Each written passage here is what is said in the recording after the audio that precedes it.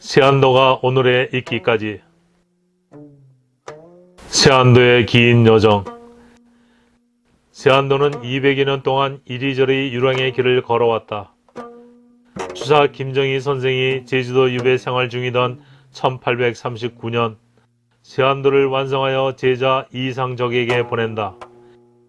제자 이상적은 스승이 보내준 세안도를 중국으로 가져가서 중국의 학자들에게 보여주고 제형을 받아 다시 제주도의 스승께 보여드린다. 그 후 세안도는 일제시대 때 추사를 연구하던 경성제국대학의 일본인 후지지카 교수의 손에 넘어가고 후지지카 교수는 세안도를 일본 동경으로 가져간다.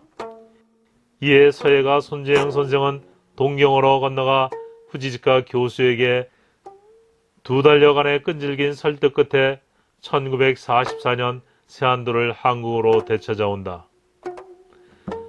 공교롭게도 그의 후지지카 교수의 집이 폭격을 맞아 많은 추사의 자료가 불타버린다.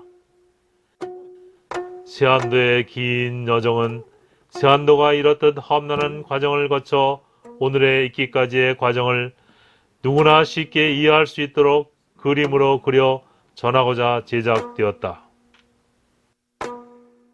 명문의 집안에서 귀하게 태어나다. 추사는 1786년 6월 3일 충청남도 예산군 신안면 용궁리에서 아버지 김노경과 어머니 기계 유씨 사이에서 장제로 태어났다. 대대로 높은 벼슬을 지내던 이름난 명문 가문인 경주 김씨의 자손으로 태어났으며 영조대왕의 둘째 딸 화순옹주가 증조모로 왕실의 훈척이었다. 어릴 적부터 글씨를 잘 써 세상을 놀라게 하다. 어릴 적부터 글씨를 잘 써 세상에 소문이 자자하였다. 당시 73세였던 명재상 최재공이 추사가 쓴 입춘첩을 보고 글씨로 이름날 것을 예언하며 담소를 나누었다. 8살 때는 절손이 된 큰아버지 댁으로 양제를 가게 된 후 어린 나이에 쓴 것으로 보이지 않는 문안 편지를 남겨 사람들을 감동시켰다. 중국에서 학문의 세계를 넓히다. 24살 젊은 나이로 사신으로 떠나는 아버지를 따라 중국에 가 평소에 만나고 싶던 대학자들을 찾아뵙고 학문을 토론하여 중국 학계를 놀라게 했다. 특히 중국의 원로 학자인 옹방강과 학계에 떠오르는 학자인 완원은 추사에게 실학, 고중학 등의 핵심을 알려주며 추사의 뛰어난 자질을 알아보고 제자로 삼았다. 조선의 금속학을 발전시켰다. 추사의 학문 세계는 유교는 물론 불교, 노장, 실학, 그리고 금속학, 고중학에까지 다방면의 일가견을 이루어갔다. 31살에 북한산에 있는 이름 모르는 오래된 고비가 진흥왕의 순수비라는 것을 처음 밝혔다. 추사는 북한산 진흥왕 순수비를 고증하기 위해 여러 차례나 북한산 비봉에 올랐으며 우리나라의 옛 비문들을 연구하여 조선 금속학을 독립된 학문 분야로 발전시켰다. 과거에 급제하여 벼슬길에 오르다. 성균관 유생에게 치르는 시험에서 제술로 수석을 차지하였고 이듬해 4월 25일 문과에서 병과 8위로 급제하였다. 드디어 관직에 올라 정치에도 능력을 발휘하였다.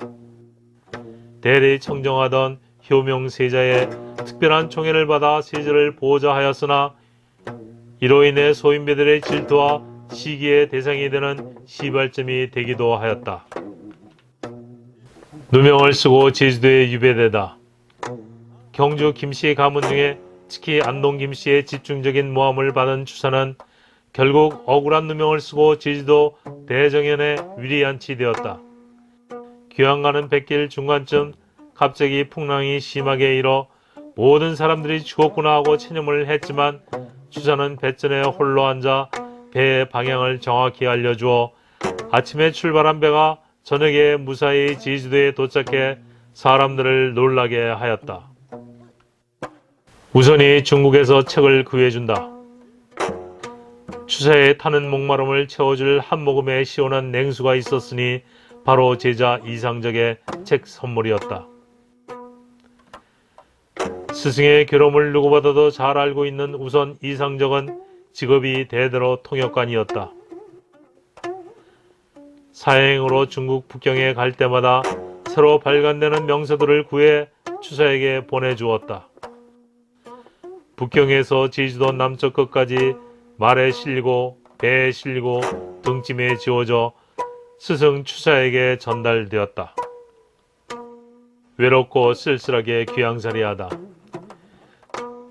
제주도 남쪽 끝 바닷가의 조그마한 집 탱자나무 울타리, 감옥 아닌 감옥 속에서 허름한 잠자리, 보잘것없는 시골 음식, 아무도 찾아주지 않는 외로움은 겹겹이 몰려오는 모진 파도와 같았다. 그러나 이 모든 괴로움보다 더 모진 고통이 있었으니 손에 들고 읽을 마음의 양식인 책이 없다는 것이다.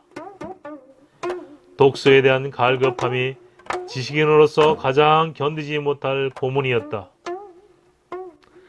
조선 최고의 문인화가 탄생하다. 세안도를 완성하는 추사는 무언가 허전하였다. 심심파적으로 돌 하나를 들어 칼을 대기 시작했다. 장무상망. 온 정성과 심혈을 기울여 새긴 네 글자의 인장을 세안도의 한 귀퉁이에 찍으면서 추사는 마음속으로 이렇게 부르짖었다. 여보게 우선 우리 영원히 잊지 마세. 정말 고맙네. 추사의 눈가에 이슬이 맺혀 있었다. 중국의 지성인들이 감동받다. 우선은 세안도를 가지고 중국 영경에 가서 추서와 교본이 있거나 홍보하던 중국 학자들을 모아 세안도를 펼쳐 보였다. 중국 학자들의 눈이 휘둥그레졌고 깊은 신음소리 같은 탄사가 여기저기 쏟아졌다. 추사 선생님도 훌륭하고 이상적 당신도 훌륭하오. 이 세안도 또한 세상에 없는 놀라운 보물이요. 단번에 13명의 학자들이 제형을 앞다퉈 썼다. 참여하지 못한 학자들의 제형도 후에 함께 하게 되어 16명의 제형이 세안도의 뒤를 장식했다. 손재영 나라의 보물을 되찾아오다. 추사가 세안도를 그린 지 80여 년 후 우여곡절과 갖은 풍상을 거치며 세안도는 흘러 후지직과 경성 제국대학 교수에게로 넘어가게 된다. 전세가 불리해짐을 깨닫고 고향인 동경으로 들어가면서 추사 선생의 모든 자료를 함께 가지고 갔다. 이 소식을 접하고 가장 놀란 사람은 서예가로 명망 높은 손재영이었다. 추사 자료의 해외 반출이 안타까웠다. 돌려주십시오. 우리 민족의 혼이 깃든 작품입니다. 돈은 제가 준비해 왔습니다. 세안도 하나만이라도 돌려주십시오. 2달여 무릎 꿇고 끈질기게 강구한 손재영의 손에 드디어 세안도 작품이 들려졌다. 좋소. 당신의 열정이면 이 세안도를 잘 보존하리라 믿소. 조심해서 가지고 가시오. 세상이 온통 포화 속이오. 민족의 보물이 불타버릴 뻔하다. 세안도를 받아든 손재영은 벅찬 가슴을 누르고 귀극했다. 우연일까 얼마 후 후지직과 교수의 집에 포탄이 떨어져 추사의 많은 자료들이 잿더미가 되고 말았다. 잘했구나 잘했어. 손재영은 상당기간 세안도 이야기를 입 밖에 내지 않았다. 일본의 패망과 그리고 자위의 분열과 혼란 등이 이유였으리라. 대한민국이 탄생하고 사회가 어느 정도 안정되어가는 1949년 애국심이 남다르고 학문의 세계가 당대 최고였던 정인보, 이시영, 오세창 선생을 찾아가 세안도에 대한 설명을 드리고 발문을 받았다. 자네 같은 사람의 애국심 덕택에 우리가 해방되고 독립이 된 것이네. 잘했구나 잘했어.